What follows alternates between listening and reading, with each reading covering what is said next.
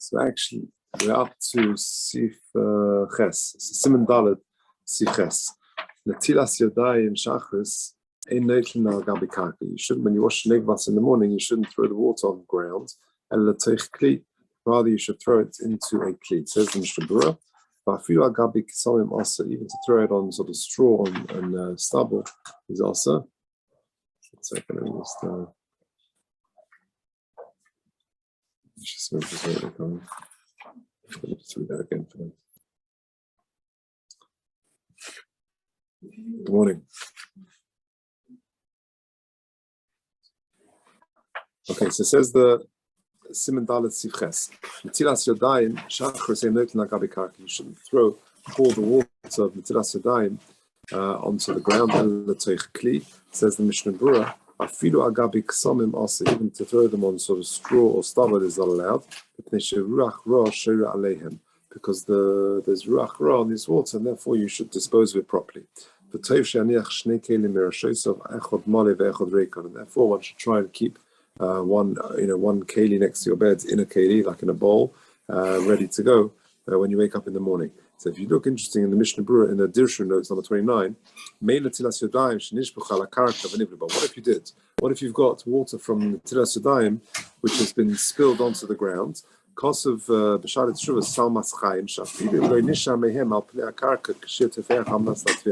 Even if you've got a little bit of water, it's sort of mostly sunken into the ground, but you've got a bit of water there. There's still got ruach ra on this water on the ground, and it could cause damage. On the other hand, the Eish Avraham writes, once it's sort of sunk into the ground, then there's no problem. As if it was never there. To be mavatal, then the Ben Ish Chai says that you need to just pour some water over the water that's spilled on the ground, and that gets rid of it. The Shlomo Zalman he brings over here says that you don't actually have to pour water on it. You can actually just dry it up. Take a towel and dry it, and that gets rid of the ruach ra. Now, well, what about if you've got, say for example, someone did it and he poured Netilas Yadayim, he washed negavas, and you've got a pool of water on the ground there. So he says what with davening or learning opposite that water is a bit of a problem. He says the Shari Tshuva says sheminig hacharedim idvar Hashem is shaloi limod kenegdom. So it's quite a serious thing. One should try and avoid learning opposite water, which has not been sunken into the ground, but which is just collected there. Siftes ma'im shal Netilas Yadayim shachris also lehonas mehem. You can't get benefit from it. V'lo yishpechei b'bayis. You shouldn't pour it in the house. V'lo b'makom she'ovrim sham b'nei adam. It's dangerous, and therefore you shouldn't put it where people are going to pass by. There's the Mishnah Berurah al kain lo yitnei lifnei behemtoi.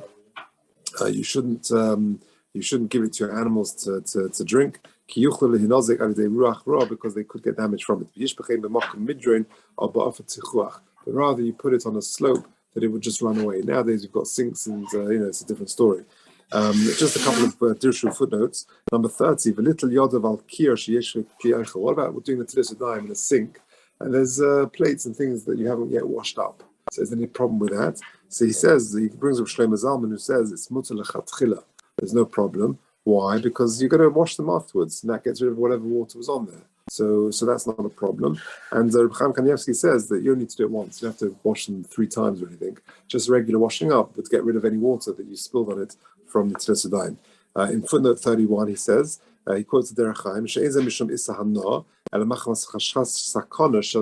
the problem here is not danger, but it's a problem of ruach ra. And therefore the Be'alacha says, water that you used from Netilas Yadayim and it's collected, hasn't got a din of muktzah on Shabbos, and therefore mutzah l'taltalam. Okay, 34. Have we done that yet? No. Okay, Yud. Halacha Yud. Noitel kli shel mayim biyad yamino. So what is the procedure? You take the keli in your right hand, for noisna liyad small. So you pick up the kli in the right hand, you fill it up with water, you put it into your left hand, and then you pour on the right, and it says right, left, right, left, right, left. Why is that? Says the Mishnah Berurah. We always do yamin goes first because chesed overpowers din. The gam be'ite as din and bossa yamin de alma. Even the left-handed person would do it that way around. That he does his right hand, left hand, right hand, left hand, right hand, left hand. Yudalef. Very interesting halacha. You don't wash Netilas Yadayim from someone who hasn't washed his hands. In other words, let's say someone wants to pour the water on for you. Are you allowed to do that? So someone who hasn't himself washed Netilas Yadayim is not allowed to do it for you. Says the Mishnah Berurah, for him to pour on your hands. To bring you the water, that's okay. But the actual pouring should be done by you or by someone who's already washed Netilas Yadayim. However, when it comes to eating, then you're allowed to. Then you're allowed to. Someone who hasn't yet washed Netilas Yadayim for eating is allowed to pour his water on you. Says the Mishnah. Says the Dirshu note number 34. It says in the pasuk in Bamidbar, "V'hiza hatohav al hatomi." Lefizeh kosav lev Chaim, the Chaim Palagi, he says in the Kaf Chaim, "Shelo yitel yodov min nachri shel tomi leilam after shaykh berach ra." So therefore, a non-Jewish person should not be pouring Netilas Yadayim negelvasa on you in the morning. Me'idach, the Eish Lavram argues and says, no, sorry, shemechivin shenachri em ruach ra haru nechshav katar in Netilas Yadayim shachris. It's machlekes regarding nachri. What about? Let's look at 35. Why is there a chiluk for Netilas Yadayim for negelvasa and for washing? So says the Prima Godim, Netilas Yadayim la'achila ba'la tesefes kedusha. When you wash Netilas Yadayim for bread, that's giving you a higher level of kedusha. And therefore you're allowed to have your hands washed by someone who has not yet washed their hands. The Netilas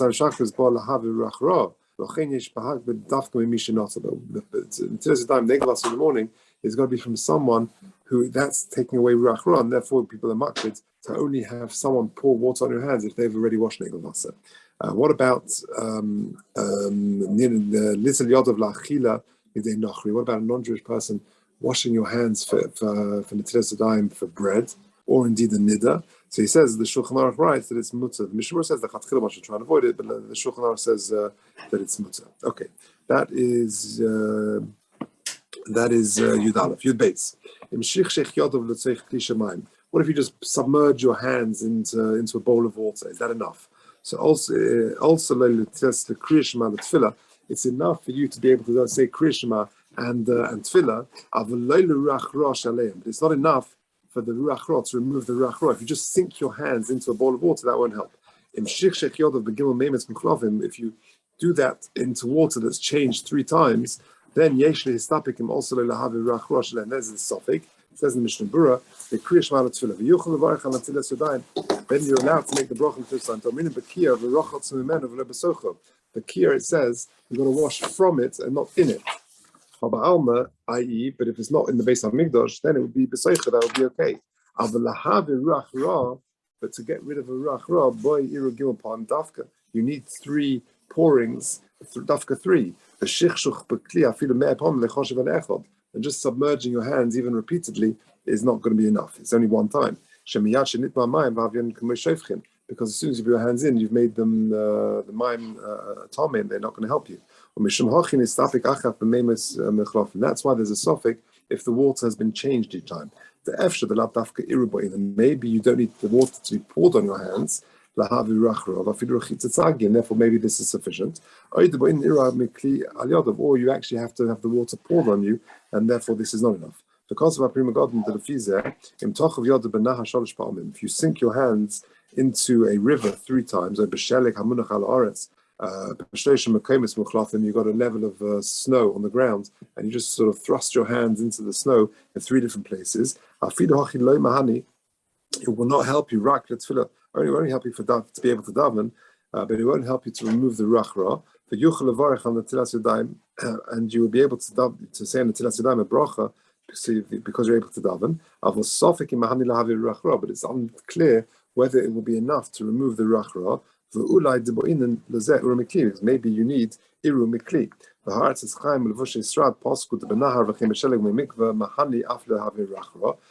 Chaim says it does help to remove the ruach ra if you put your hands in a river or in snow. But even if it hasn't got a boim saw, this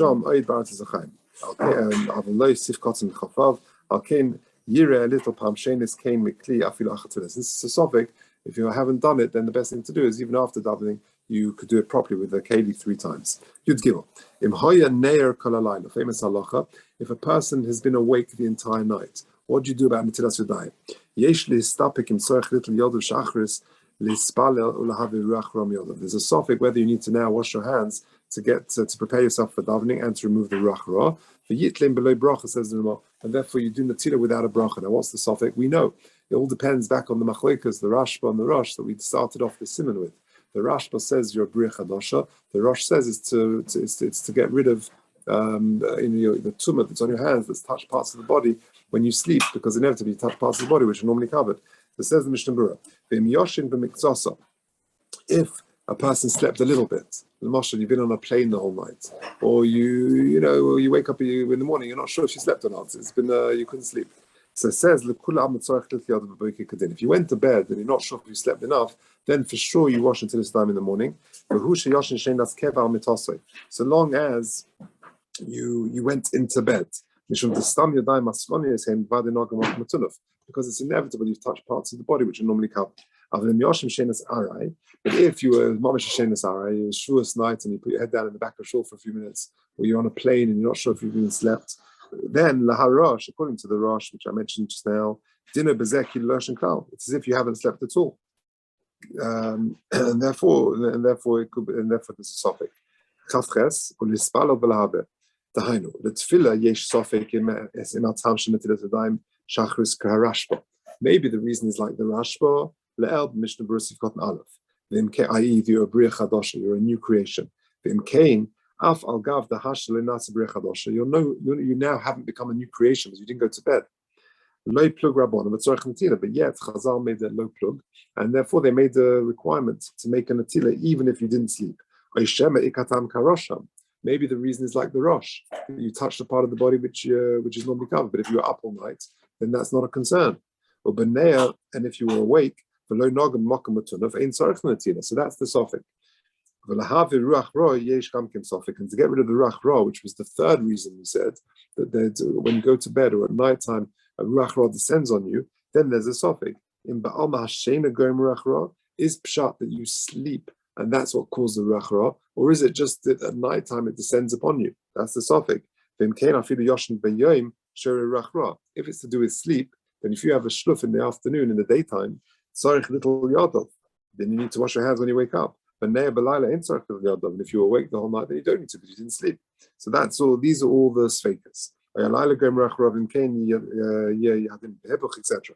So yitlem. So what do we do? So the Ramah says, err on the side of caution, wash your hands, but you don't make a bracha. What's the lema? Says the Mishnah Berurah in Chavtes. Shalish pa'amim machmas sofik. You wash your hands 3 times because of this doubt. And so too in the next 2 sifim. Below bracha. Now, this is a bit contentious. There are some people who argue with this final ruling of the Ramah, that you do need to make a bracha. And there are those who agree with him. Now, all of this if you haven't been to the bathroom. But if you go to the bathroom, then everyone agrees you should make a bracha. So that's what we advise people on Shavuos night. You've been up all night, you've been exposed to this suffix, go to the bathroom before Shacharis, and then you need to make to wash into the bracha. And that's what a person should do if you're awake the whole night. You go to the bathroom before Shacharis, you rub. You go to the toilet and you sort of touch a part of the body which is normally covered, and then then according to everyone you would make a bracha. That's the answer to do for Shavuos night, or if you happen to be awake the whole night. According to the Maskonis, go to the bathroom and then you would wash into the slime with a bracha.